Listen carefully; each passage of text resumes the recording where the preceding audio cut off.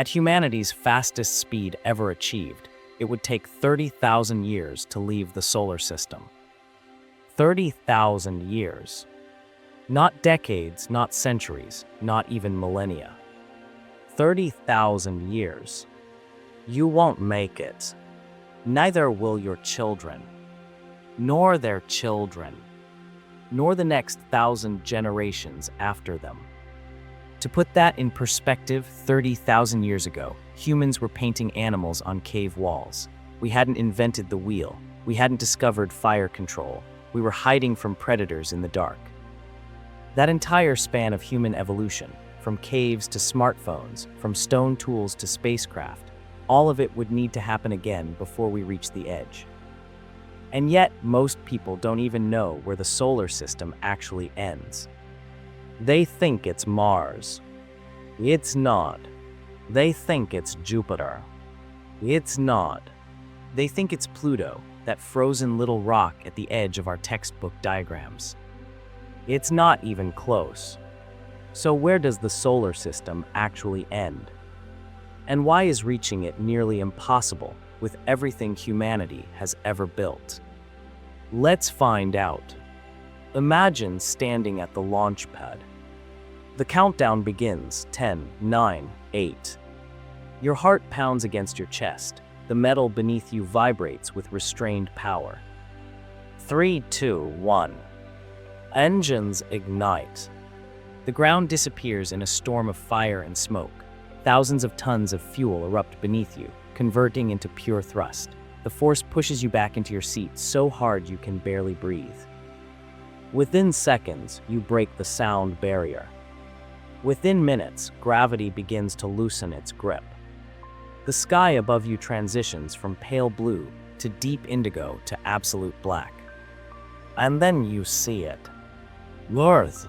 Curved, fragile, floating in silence. Everything you've ever known, everyone you've ever loved, every war ever fought, every song ever sung, all of it contained on that single sphere of blue and white shrinking behind you.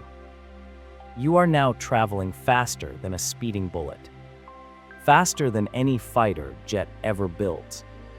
Faster than anything your ancestors could have possibly imagined. And yet, on a cosmic scale, you are barely crawling. Let me show you why. Earth orbits the Sun at a distance of about 93 million miles. That sounds far, it's not. Light, the fastest thing in the known universe, covers that distance in just 8 minutes. 8 minutes at 186,000 miles per second. So when you see the sun in the sky, you're actually seeing where it was 8 minutes ago. If it vanished right now, you wouldn't know for another 8 minutes. That fact alone should stretch your imagination to its limits. But here's the problem. We're not trying to reach the sun. We're trying to escape it. We're trying to break free from its gravitational grip, which extends far beyond anything most people realize. As your spacecraft accelerates outward, the moon becomes a memory within hours. Mars passes by, a rusty speck growing smaller in your rearview. The asteroid belt drifts behind you like scattered gravel on an endless highway. Then comes Jupiter, the king of planets. A monster so massive it could swallow every other planet in the solar system and still have room for seconds. Its gravity reaches out and tugs at your ship, bending your trajectory like a silent warning. Turn back, you don't belong here. But you push forward. Beyond Jupiter, Saturn appears with its golden rings spinning in eerie silence.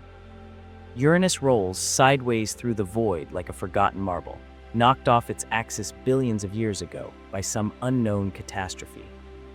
And then Neptune. Cold blue, distant.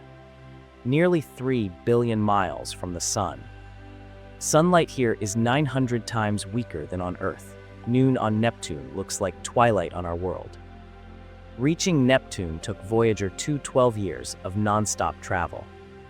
12 years just to reach the last major planet. And here's what most people never realize.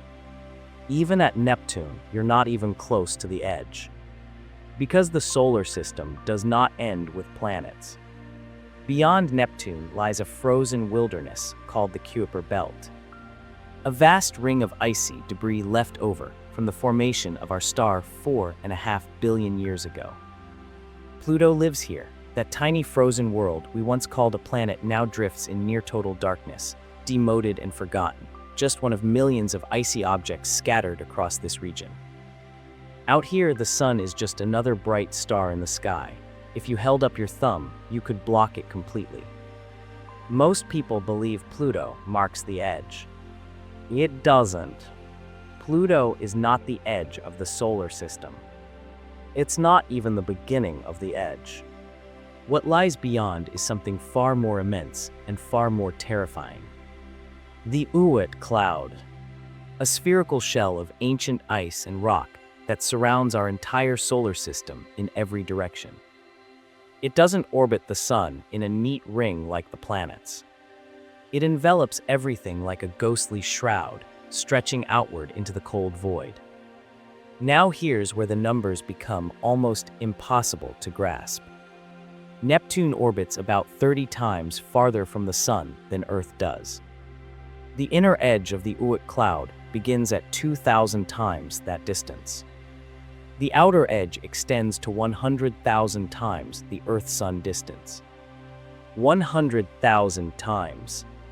Everything we've ever visited, every planet, every moon, every probe we've ever sent, all of it exists within a tiny dot at the center of this cloud. That is the true scale of our solar system. And that is what you would have to cross to leave it. So how fast can we actually travel? Let's talk about Voyager 1. Launched in 1977, it remains the fastest spacecraft humanity has ever built.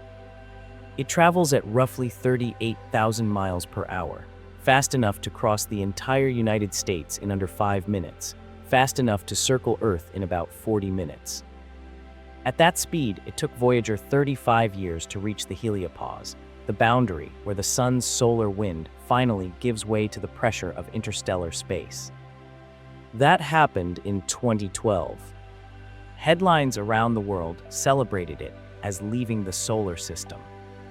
But those headlines were wrong. The heliopause is not the edge.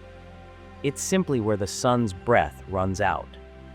The sun's gravity, its true grip, extends far beyond that point. If Voyager continues at its current speed, it will take 300 years just to reach the inner edge of the Oort Cloud. 3 centuries. If you launched a spacecraft today, your descendants in the year 2325 would witness that arrival. And the outer edge, the true boundary. 30,000 years. 30,000 years ago, humans hadn't invented farming. We hadn't built cities. The Egyptian pyramids wouldn't exist for another 27,000 years. Writing hadn't been invented. Neither had mathematics. That is the timescale required to leave our solar system, using the best technology humanity currently possesses. And remember, that's for a machine. A small, lightweight probe with no life support. No passengers, no need for food or water or oxygen. Now imagine sending humans. We are fragile. We need air to breathe, water to drink, food to eat. We need protection from cosmic radiation that slowly tears apart our DNA strand by strand. We need artificial gravity, or our bones dissolve and our muscles waste away. We need psychological stability, something we struggle to maintain even on Earth. A 30,000-year journey would not be a mission. It would be a moving civilization. Children would be born aboard the ship. They would grow up knowing nothing but metal walls and recycled air. They would grow old. They would die.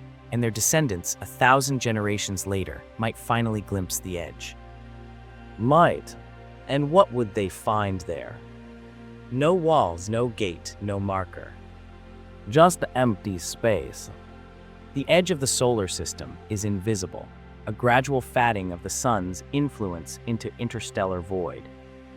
You would cross it without even knowing. But here is what no one talks about. We will not remain this slow forever. Scientists around the world are developing technologies that sound like science fiction. Solar sails that ride beams of light across the cosmos. Nuclear pulse propulsion that surfs controlled explosions through space. Ion drives, antimatter engines, laser-propelled spacecraft. The Breakthrough Starshot project aims to accelerate tiny probes to 20% the speed of light. At that velocity, crossing the Oort Cloud would take only 350 years. Still beyond a single human lifetime, but within the lifespan of a determined civilization. And here's the thing that gives me hope. We already reached out. Voyager 1 carries a golden record. Sounds of Earth, greetings in 55 languages, music from every culture, the heartbeat of a mother, the cry of a newborn child. A message in a bottle cast into an ocean we cannot cross. It may drift for millions of years before passing near another star. It may never be found by anyone. And yet we sent it anyway. Not because it would arrive soon, but because reaching outward is simply who we are. We are not trapped by lack of courage or ambition. We are humbled by the architecture of reality itself. So if you launch today, using the most powerful propulsion humanity has ever created, you would not live to see the edge of your own solar system. Neither would your children, nor their children, nor the next 1,000 generations of the human species. But here is what makes that beautiful rather than tragic. Voyager 1 is out there right now. Silent, alone, patient, still moving. Carrying your voice, your music, your existence into the endless dark. It will take 30,000 years to leave the solar system. And the journey has already begun. You exist 4.5 billion years into this solar system's lifespan. You are the first species in all that time to even ask how to leave. And that alone is extraordinary.